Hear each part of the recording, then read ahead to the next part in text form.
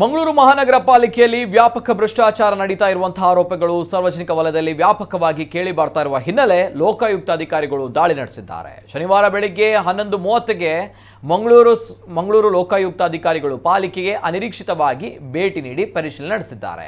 ಲೋಕಾಯುಕ್ತ ಅಧಿಕಾರಿಗಳು ಪಾಲಿಕೆಯ ಎಂಜಿನಿಯರಿಂಗ್ ಯೋಜನೆ ಕಂದಾಯ ಲೆಕ್ಕಪತ್ರ ವಿಭಾಗದಲ್ಲಿ ಕಡತಗಳನ್ನು ಪರಿಶೀಲನೆ ನಡೆಸಿದ್ದಾರೆ. ಲೋಕಾಯುಕ್ತ ಪ್ರಭಾರ ಎಸ್ಪಿ ಕುಮಾರ್ ಚಂದ್ರ ಅವರ ನೇತೃತ್ವದಲ್ಲಿ 2 ಡಿವೈಎಸ್ಪಿ 4 ಮಂದಿ ಇನ್ಸ್ಪೆಕ್ಟರ್ಗಳು ಹಾಗೂ ಸಿಬ್ಬಂದಿ ಕಾರ್ಯಾಚರಣೆಯಲ್ಲಿ ಭಾಗಿಯಾಗಿದ್ದರು.